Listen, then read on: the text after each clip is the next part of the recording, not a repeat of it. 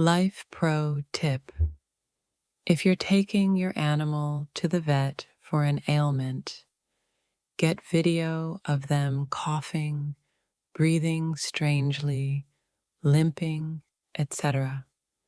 Animals may not show the ailment at the vet's office, and the video can help the vet diagnose your furry friend. It also can save you multiple trips to the vet. Edit: was not expecting this to blow up this much. I do need to give credit to my own vet for suggesting I do this when I brought my cat in, and he wouldn't cough and hack like I was claiming he was doing. Jerk. Also, a lot of people recommend to record illness episodes to show doctors, and a lot of other suggestions for warranties and such.